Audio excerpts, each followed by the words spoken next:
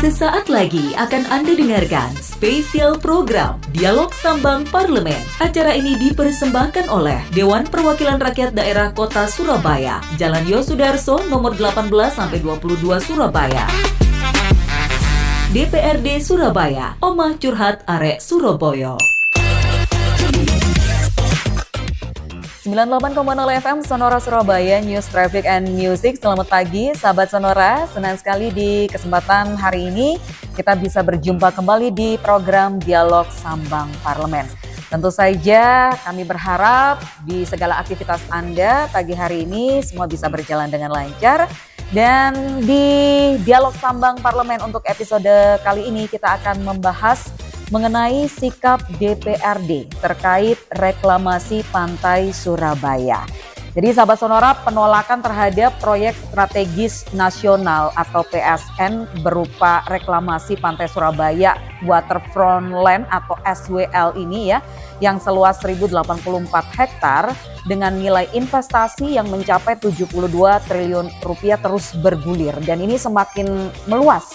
Salah satunya datang dari Forum Masyarakat Madani Maritim Surabaya yang merupakan gabungan puluhan elemen masyarakat menolak secara tegas proyek reklamasi yang akan membangun sejumlah pulau buatan di pantai timur Surabaya ini. Bahkan mereka telah menyuarakan aspirasinya langsung ke DPR RI dan sejumlah kementerian terkait. Nah, lantas bagaimana sikap DPRD Kota Surabaya terkait reklamasi pantai di Surabaya ini? Saya Gorda Girlandia mengajak sahabat Sonora nanti selama 1 jam ke depan kita akan berbincang bersama dengan Bapak M. Eri Irawan SEMKP selaku Ketua Komisi C DPRD Kota Surabaya dari fraksi PDIP. Selamat pagi Pak Eri. Pagi Mbak dan semua sahabat Sonora, selamat pagi. Terima kasih sudah meluangkan waktu untuk kita bisa berdiskusi nih Pak Eri. Ya. Dan sahabat Sonora, saya ingatkan ya sebelum kita masuk lebih dalam mengenai topik kita, bahwa siaran di hari ini Anda bisa dengarkan selain di FM 98,0 Surabaya, Sonora Surabaya, Anda juga bisa dengarkan melalui streaming audio di sonora.co.id Play Surabaya. Kami juga bisa dilihat secara visual melalui live YouTube Sonora Surabaya dan di aplikasi X-Space Radio. Nah, ini cukup pelik ya Pak Eri Irawan terkait dengan reklamasi pantai Surabaya gitu ya. Jadi masyarakat luas mungkin ada yang sudah paham, ada yang belum paham. Nah, kita ingin memahamkan dulu nih masyarakat secara luas. Sebetulnya ini programnya tuh seperti apa sih Pak Eri Irawan? Ya, jadi program Surabaya Waterfront Land ini adalah salah satu program strategis nasional PSN yang disahkan kira-kira tahun pada masa pemerintahan sebelumnya. Dan ini nanti di sepanjang pantai timur Surabaya ini akan dibangun 4 pulau buatan yang tadi kira-kira sudah disebutkan sama Mbak tadi luasnya sekitar 1000 hektar. Jadi ada 4 pulau buatan yang akan dibangun di sepanjang pantai timur Surabaya. Nah, ini yang kemudian menuai protes keras dari masyarakat, terutama masyarakat pesisir, karena itu membatasi akses masyarakat pesisir dalam mengakses ruang hidupnya, mengakses sumber daya laut yang selama ini menjadi mata pencarian mereka. Nah, dan itu kemarin sudah bertemu dengan berbagai stakeholder, mulai dari Komisi C DPRD Surabaya, kemudian dengan DPR RI, kemudian dengan Kementerian Kelautan, dengan Kementerian ATR BPN, dengan Ombudsman dan sebagainya, yang pada intinya masyarakat menolak pembangunan atau menolak reklamasi 4 pulau buatan itu di sepanjang pantai Surabaya. Ini bukan masyarakat dalam artian yang kemudian disetting segala macam, karena di dalam penolakan itu jelas, saya juga ada dokumennya lengkap, bahwa yang menolak memang masyarakat yang mempunyai kartu nelayan. Jadi memang yang benar-benar sehari-hari mereka bekerja sebagai nelayan, di mana nanti area tangkapan ikannya, fishing ground-nya itu kemudian akan dijadikan oleh pulau buatan, dijadikan sebagai pulau buatan yang tentu mereka akan kehilangan mata pencarian. Kemarin sudah kita cek juga, kita lakukan ground check, ternyata area yang akan dijadikan pulau buatan itu adalah memang area tangkapan ikan. Jadi ada 4 pulau buatan itu memang area tangkapan ikan, area tangkapan berbagai binatang laut yang selama ini menjadi mata pencarian warga setempat. Nah, setelah pulau buatan ini ada yang namanya arus besar kapal. Jadi arus besar pelayaran yang tidak akan bisa diakses oleh nelayan karena kekuatan kapal nelayan tidak akan bisa mengarungi arus laut itu. Jadi yang bisa dijelajahi oleh nelayan setempat itu ya yang akan menjadi lokasi pembangunan reklamasi ini. Sehingga itu yang kemudian menjadi salah satu alasan utama untuk menolak reklamasi ini, di samping soal alasan ekologi dan tercerabutnya nanti budaya pesisir di kota Surabaya. Oke. Dari banyaknya protes ini banyak dari pihak nelayan berarti ya Pak Eri ya, sejauh ini? Jadi Forum Masyarakat Madani Maritim itu terdiri dari 44 elemen masyarakat, ada KUB, kelompok usaha bersama nelayan, kemudian ibu-ibu pesisir, kemudian para perangkat kampung di sekitar nelayan itu, dan juga memang ada pendampingan dari aktivis lingkungan, kemudian ada juga pendampingan dari Badan Eksekutif Mahasiswa, kemudian dari organisasi mahasiswa yang itu menjadi satu tanggung jawab bersama kita untuk menjaga pesisir Surabaya ini dari kerusakan ekologi dan kemudian pada akhirnya juga merugikan secara ekonomi bagi warga pesisir. Oke, ada catatankah Pak Eri terkait dengan kerugian ini? Kan istilahnya sudah berjalan ya reklamasi pantai ini. Kira-kira mereka kerugiannya itu cukup besar atau bagaimana? Cukup signifikan atau bagaimana Pak Eri? Jadi begini, kalau kita melihat sekarang ini kan kondisi objektif masyarakat pesisir itu ada yang pertama adalah soal tantangan kesejahteraan. Jadi kesejahteraan masyarakat pesisir ini perlu dioptimalkan, itu yang pertama. Itu kondisi objektifnya ya. Kemudian yang kedua adalah soal ancaman bencana ekologi. Ini soal banjir, kemudian soal ketahanan lingkungan segala macam, di mana di sebagian pesisir ini juga menjadi ekosistem bagi hutan bakau, bagi mangrove yang berperan besar dalam menyerap emisi karbon. Yang kedua, jadi ada agenda ekonomi, agenda lingkungan, dan yang ketiga adalah agenda penataan ruang. Jadi kita di Surabaya ini kan salah satu tantangan berat utama adalah bagaimana kita mewujudkan penataan ruang yang adil. Nah, dari tiga agenda ini tidak ada satupun yang bisa dijawab oleh pembangunan reklamasi atau pembangunan pulau buatan ini. Agenda lingkungan jelas patah karena dengan adanya reklamasi ini menghancurkan ekosistem, menghancurkan kekayaan habitat yang ada di situ, kemudian juga menghancurkan mangrove yang kemudian menjadi penyerap emisi karbon utama salah satu penyerap emisi karbon utama di Surabaya. Kemudian yang kedua soal agenda ekonomi, jelas kita tidak bisa membayangkan misalnya bagaimana masyarakat nelayan yang jumlahnya sekitar 800 di sepanjang itu, tetapi ekosistem bisnisnya itu puluhan ribu, karena di situ ada keluarganya, kemudian ada ekosistem penunjangnya, kemudian produk olahannya dan segala macam, itu ada puluhan ribu orang. Ini juga akan terganggu mata pencarian hidupnya.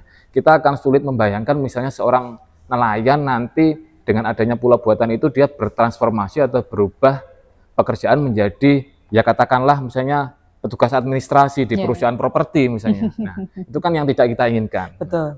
Kemudian ini juga sekaligus kita ingin mematahkan narasi bahwa ini untuk kesejahteraan nelayan. Nah, bahwa nelayan penghasilannya sekarang menurun, iya mungkin. Tapi kan pembangunan pulau buatan ini bukan menjadi jawaban.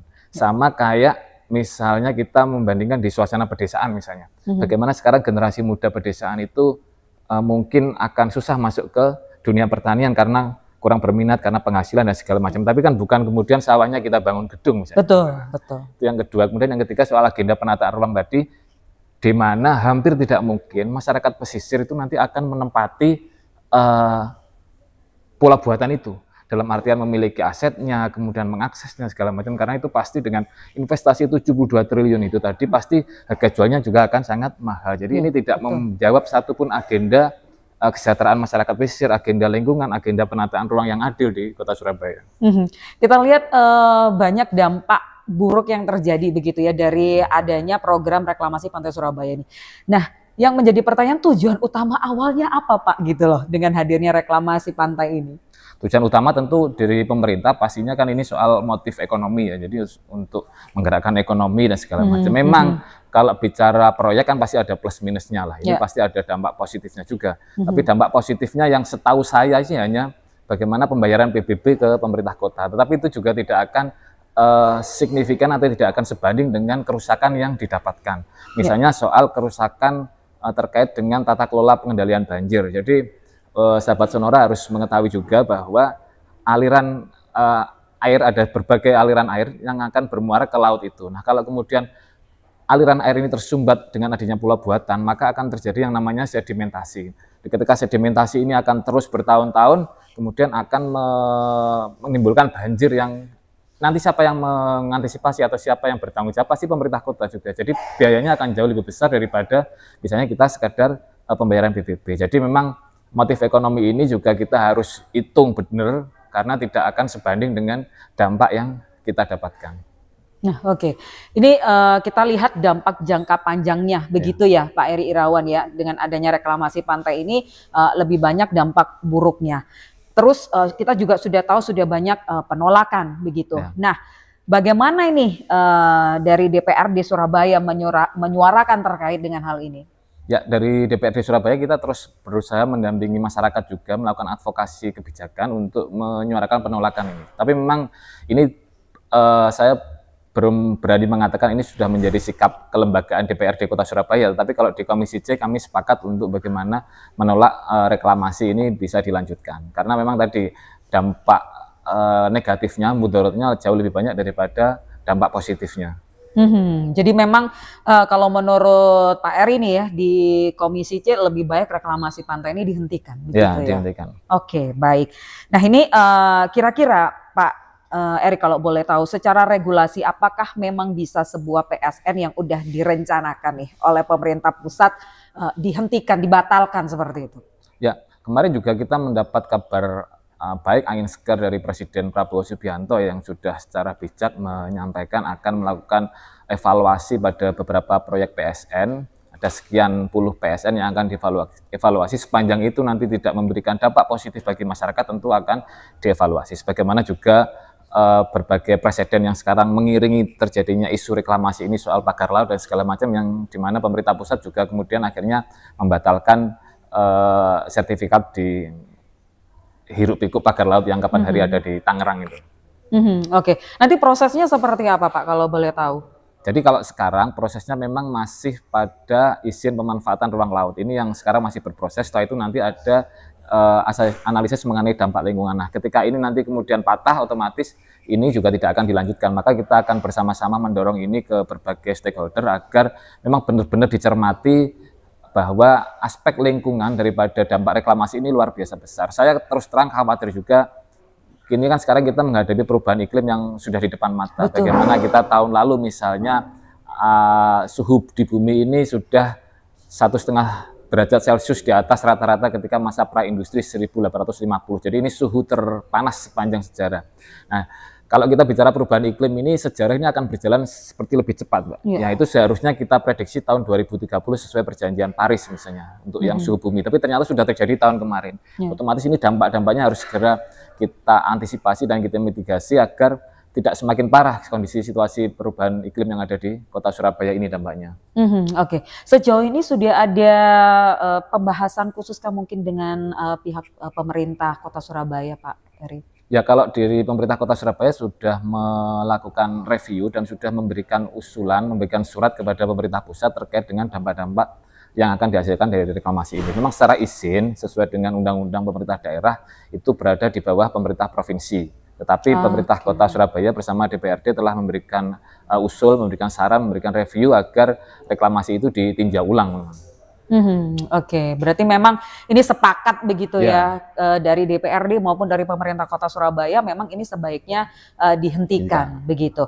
Nah, pemerintah pusat ini kan mengklaim kalau PSN SWL ini upaya untuk memajukan wilayah pesisir. Nah, ketika dampak yang dihasilkan malah dikhawatirkan lebih banyak mendatangkan kerugian daripada aspek manfaat. Adakah mungkin rekomendasi alternatif program pengganti dari program reklamasi pantai ini, Pak? Ya, jadi kalau kita ngomong soal pemanfaatan pesisir, kemudian pemanfaatan misalnya kekuatan sektor maritim kita gitu misalnya ya. Kenapa kita pemerintah ini tidak memfokuskan misalnya pada pengembangan Pulau Madura? Jadi Pulau Madura ini kan pulau yang sudah ada anugerah ilahi, jadi nggak perlu membangun pulau buatan baru, yang pulau katakanlah pulau untuk kepentingan ekonomi. Padahal di Madura juga potensinya luar biasa. Kita bisa mengembangkan soal industri maritim, kemudian sektor agro yang terkait dengan perikanan, kemudian juga sektor perdagangan, kemudian juga sektor pertanian juga masih sangat luas sekali potensi yang bisa dikembangkan di sana tanpa harus kita membangun pulau buatan. Plus tambahan lagi ketika pulau buatan ini, 4 pulau buatan ini hadir di Surabaya, maka beban kota Surabaya ini akan semakin berat. Kenapa? Karena Surabaya ini kan sudah menjadi epicentrum dari daerah-daerah sekitarnya, bahkan juga bagi Indonesia Timur. Ketika nanti ini tumbuh 4 pulau buatan baru, maka akan semakin banyak orang datang ke Surabaya, hadir di Surabaya. Nah, seberapa kuat kita menanggung beban ini, misalnya dari sisi sampah, dari sisi limbah, dari sisi pengendalian ruang, dari sisi pengendalian banjir. Kita tidak akan cukup kuat daya tahan lingkungan Surabaya ini dalam menunjang kehadiran semakin banyak orang yang ada di kota Surabaya.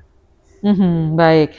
Nah, ini kan ketika istilahnya Pak, ini harus dihentikan begitu kan, pasti akan ada pemikiran kita merugi besar nih, gitu kan. Nah ini bagaimana pertimbangan dari DPRD Surabaya sendiri terkait dengan hal ini? Enggak, karena ini kan juga belum dijalankan ya, belum dijalankan secara operasional begitu katakanlah, tapi hanya mungkin dari proses administrasi awal. Saya kira tidak ada kerugian yang terlalu besar. Yang penting kita menyelamatkan masyarakat yang mungkin secara dampak kita, kalau ini dilanjutkan, dampak kerugiannya pasti akan jauh lebih besar daripada yang dijalankan sekarang. Oke, baik. Nah ini sejauh ini dari ketika proses penolakan ini berjalan, kira-kira ada istilahnya tuh kabar baik bakal dihentikan atau bagaimana Pak kira-kira? Kita belum sampai pada berani memastikan itu, tetapi kita terus berjuang. Bahkan tadi malam saya juga bersama teman-teman mahasiswa dan Forum Masyarakat Madani Maritim menandatangani petisi penolakan reklamasi ini di sela-sela pelantikan salah satu ikatan mahasiswa di Surabaya. Sehingga itu kita juga sampaikan nanti, mungkin minggu ini kita juga akan bertemu dengan Ombudsman perwakilan Jawa Timur untuk menjembatani kawan-kawan masyarakat pesisir terkait dengan nanti bagaimana Ombudsman melihat ada prosedur yang dilanggar nggak dalam proses penerbitan izin sementara ini. Dan kemudian secara politik kita juga terus berkomunikasi dengan teman-teman di Komisi 4 agar ini terus didorong untuk menjadi keputusan bersama agar pemerintah pusat membatalkan PSN ini. Oke, berarti ini tetap ya Komisi C bergerak ke lapangan juga ini berarti Pak Eri? Ya, dan kita konsisten dan kita sejalan agar masa depan Surabaya, masyarakat pesisir ini tidak kemudian menjadi semakin buruk dengan adanya reklamasi ini. Oke, berarti ini kan masih dalam taraf izin begitu ya Pak ya? Oke, baik. Nah ini andai kata kita berbicara mengenai konsep ideal, kalau berbicara dengan proyek reklamasi itu idealnya seperti apa sih Pak? Jadi kalau proyek reklamasi ini kan bukan sesuatu yang tidak diperbolehkan sama sekali dalam skema pembangunan kota ya, karena ada juga banyak sekali kota-kota yang melakukan reklamasi seperti Singapura, kemudian Dubai, kemudian Belanda, bahkan Belanda dulu waktu di Indonesia ketika masa kolonialisme juga di Surabaya ini melakukan reklamasi, tetapi reklamasi ini kan ditujukan untuk kepentingan soal rekonstruksi, kemudian rehabilitasi. Kemudian waktu itu Belanda melakukan reklamasi di Surabaya dengan melakukan rekayasa terkait dengan alur sungai. Dia membangun sungai, membangun saluran-saluran baru. Tetapi ini kan tidak, tiba-tiba turun izin reklamasi tanpa kajian lingkungan yang lengkap, tanpa kajian komprehensif terkait dengan bagaimana hancurnya ekosistem di wilayah tersebut. Kemudian bagaimana pengendalian banjirnya dan segala macam yang tiba-tiba ini kan top down begitu ya, turun. Ini masuk dalam skema PSN begitu. Ya. Oke, baik. Nah, apakah ini berarti ketika wilayah Surabaya ini sepertinya memang kurang cocok begitu ya untuk dilakukan program reklamasi begitu ya Pak Eri ya? Nah, baik. Nah, ini perlu menjadi pertimbangan oleh pemerintah begitu ya. Bagaimana ketika membuat sebuah program tuh benar-benar harus dikaji secara lebih rinci begitu ya Pak ya? Oke, baik. Nah, berbicara tentang aspek kemakmuran, saat ini apakah warga pesisir Surabaya sebetulnya sudah bisa dikatakan makmur, Pak? Kalau soal kesejahteraan tentu secara gradual harus terus ditingkatkan ya, dimanapun, bukan hanya di masyarakat pesisir, tapi semua elemen masyarakat soal kesejahteraan memang harus terus ditingkatkan. Nah, tantangan yang ada di masyarakat pesisir ini kan sekarang seharusnya paradigma berpikir kita itu diubah. Kalau ingin mensejahterakan masyarakat pesisir kan ya kita dampingi mereka untuk berdaya, bagaimana pemberdayaan ekonominya, bagaimana pengolahan produk turunannya, bagaimana diversifikasi produknya, bagaimana pemasarannya. Bukan kemudian tantangan kesejahteraan ini kita jawab dengan pembangunan pulau buatan, tetapi seharusnya paradigmanya diubah bahwa kalau kita ingin mensejahterakan masyarakat pesisir, ya berdayakan mereka sesuai ruang hidupnya. Bagaimana mereka menangkap ikan dengan lebih optimal, dengan alat tangkap yang lebih bagus, dengan kapal yang lebih bagus, kemudian dengan pasokan BBM yang lebih terjamin, kemudian bagaimana produk turunannya, bagaimana pemberdayaan keluarga nelayan, bagaimana pendidikan keluarga nelayan dan sebagainya. Bukan kemudian tiba-tiba kita hadirkan 4 pulau buatan untuk menjawab kesejahteraan masyarakat nelayan. Nah, logikanya begini, bagaimana kita membangun kesejahteraan nelayan kalau ruang hidupnya ditimbun, kalau lautnya ditimbun, bagaimana kita mensejahterakan masyarakat pesisir kalau akses utama dia dalam mencari penghidupan itu ditutup, kira-kira begitu. Oke, baik. Nah ini kan yang menjadi pertanyaan berikutnya, program apa nih yang istilahnya bisa paling dekat? Karena kalau tadi Pak Eri bilang kan di Madura begitu ya. Kalau untuk pesisir di pantai Surabaya sendiri apa nih Pak? Ya, kemarin pemerintah Kota Surabaya bersama Pertamina kan beberapa waktu yang lalu juga sudah meresmikan stasiun pengisian bahan bakar nelayan yang pertama di Surabaya untuk menjamin pasokan BBM bersubsidi yang untuk nelayan. Nah, kemudian tentu harus diiringi juga dengan bagaimana olahan produk nelayan ini bisa optimal, kemudian sisi pemasarannya yang selama ini sudah ada di sentra ikan bula itu tentu harus dioptimalkan. Bagaimana dengan festival, dengan kemudian melakukan banyak event untuk mengatrak orang datang ke sekitar pesisir untuk berwisata, ekowisata, kemudian juga belanja produk olahan ikannya, kemasannya, segala macam ini harus terintegrasi memang A sampai Z harus diperhatikan oleh pemerintah kota. Oke, baik. Dan tentu saja sahabat Sonora masih banyak diskusi yang akan kami hadirkan begitu ya bersama dengan Bapak M. Eri Irawan SEMKP yang kita tahu tadi di pembahasan pertama ya sahabat Sonora bahwa memang proyek strategis nasional reklamasi Pantai Surabaya ini benar-benar banyak penolakan. Kita tahu juga informasi banyak beredar nih Pak Eri bahwa banyak nelayan-nelayan tuh sampai melakukan demo.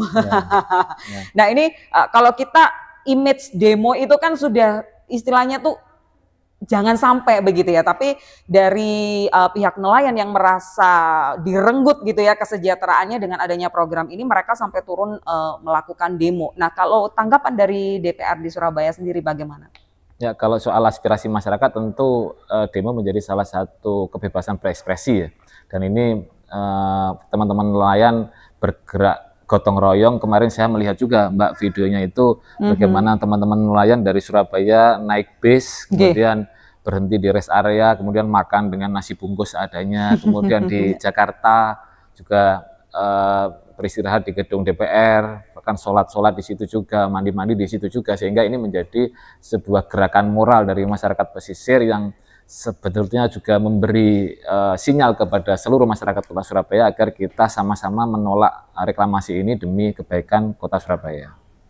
Oke, baik. Jadi memang ini ya bentuk aspirasinya mereka begitu ya, Pak Eri ya. Nah terkait dengan nelayan begitu, kalau boleh tahu nih Pak, sejauh ini mereka banyak aduannya itu langsung atau dalam ketika ada yang sampai datang mengunjungi DPR di Kota Surabaya itu atau bagaimana Pak?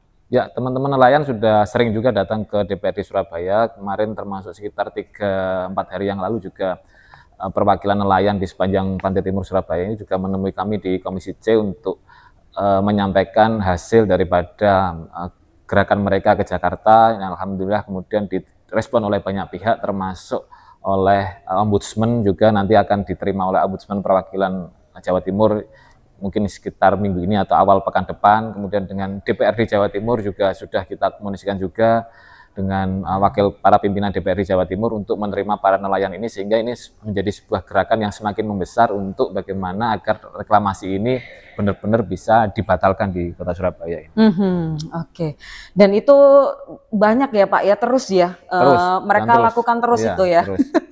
Dan saya bersyukur semakin banyak warga masyarakat yang kemudian paham, kemudian teredukasi dan terlibat pada gerakan ini, termasuk teman-teman mahasiswa yang semakin intens mendampingi kawan-kawan nelayan untuk melakukan gerakan perlawanan terhadap proyek ini. Oke, baik. Nah, ini kan yang menjadi pertanyaan berikutnya. Kadang kita tuh memikirkan ini kan proyek pengembang, begitu ya Pak Eri ya.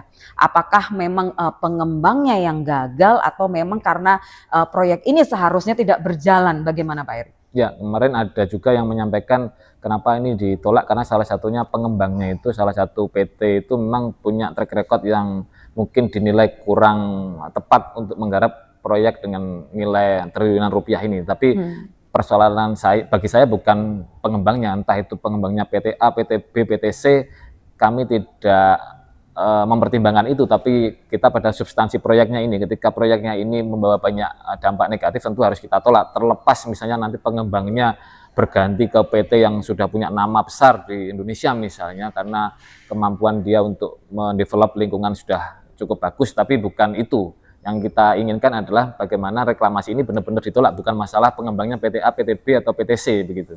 Ya. Oke, baik. Nah ini mungkin ada tambahan terkait dengan dampak jangka panjangnya dengan adanya proyek reklamasi Pantai Surabaya ini, Pak Eri. Ya, tentu yang paling harus menjadi concern utama kita adalah soal lingkungan. Salah satu yang juga menjadi sorotan adalah di Jawa Timur ini ada beberapa yang kita sebut sebagai kawasan ekonomi esensial. Ini salah satunya ada di Ujung Pangkah, Gresik. Ini menjadi jalur migrasi burung-burung dari Australia ke Gresik itu dalam periode-periode tertentu. Nah, itu dengan adanya reklamasi ini, ada pembangunan pulau buatan ini juga nanti pastinya akan berpengaruh terhadap jalur tersebut, sehingga mungkin juga akan berpengaruh ke kawasan ekonomi esensial yang ada di Gresik. Jadi memang saling berkaitan, yang tentu harus mendapat atensi dari para pemegang kebijakan, bahwa kita tidak bisa hanya mengambil gain sesaat, misalnya keuntungan sesaat, tapi kita harus benar-benar memperhitungkan dampak jangka panjang ini 30-40 tahun ke depan bagi kemajuan Kota Surabaya. Belum lagi kita bicara soal pengendalian banjir, kemudian penurunan muka tanah yang setiap tahun di Surabaya ini juga terjadi. Nah, kita tidak bisa membayangkan ke depan bagaimana masa depan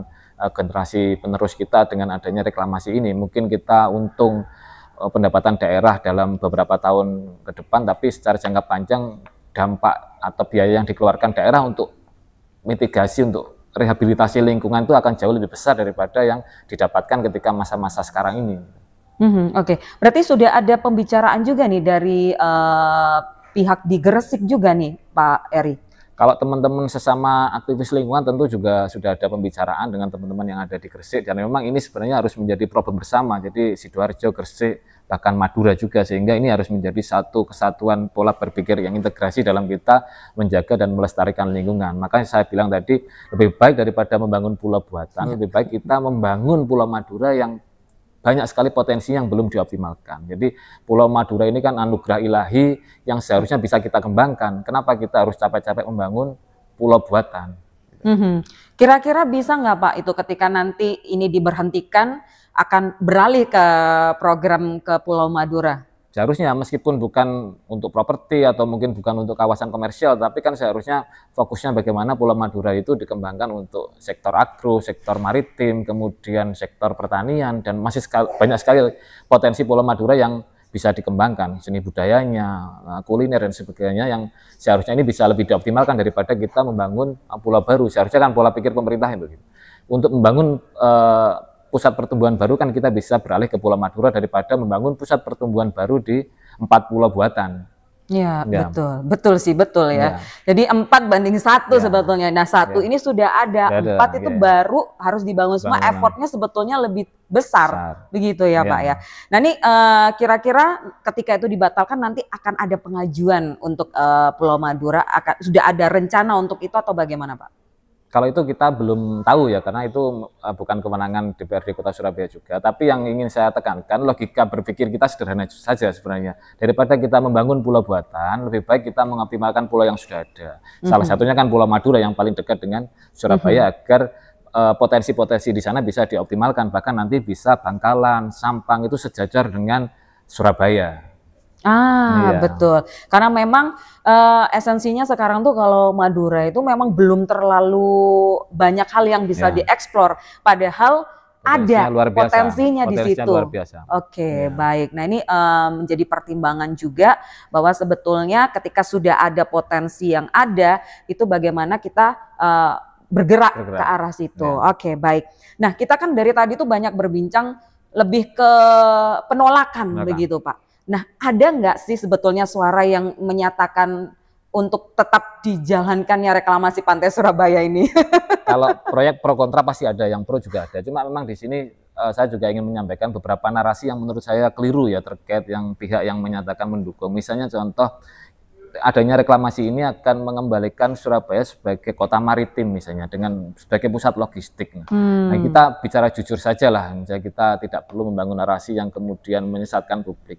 Reklamasi ini kan dibangun bukan untuk pusat logistik, tapi untuk kawasan properti, kawasan komersial, mungkin ada mall dan segala macam. Kalau kita ngomong pusat logistik, di Surabaya ini sudah ada terminal Teluk Lamong misalnya, kemudian ada terminal Jamrut, terminal segala macam kompleks yang ada di Pelindo itu, kemudian di Gresik juga sudah ada terminal baru terkait dengan pelabuhan untuk smelter dan ekspor.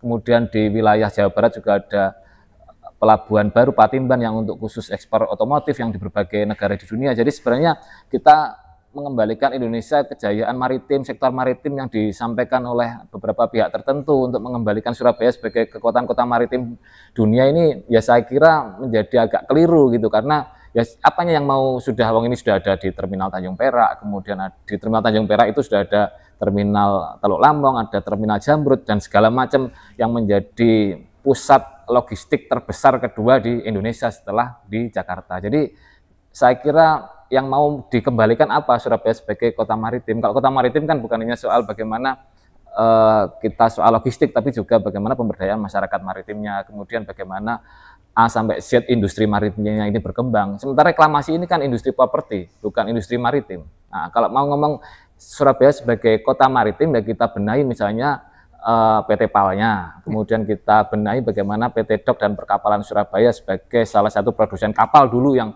sangat besar, tapi sekarang dalam periode yang menyusut. Nah, kan PR-nya kan di situ, bukan kemudian membangun pulau buatan, kemudian itu disebut sebagai bagaimana kita mengembalikan Surabaya sebagai kota maritim.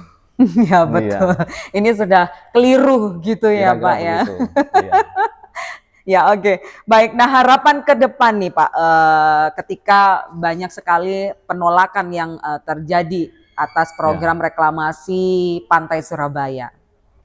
Ya, kami di DPRD Surabaya bergerak dalam dua jalur paling tidak. Yang pertama soal politik tadi, harapan kita semua kawan-kawan ini saling mengoneksikan diri dengan jaringan yang ada di atas, seperti kami misalnya kemarin dengan teman-teman fraksi PDI Perjuangan di DPR RI.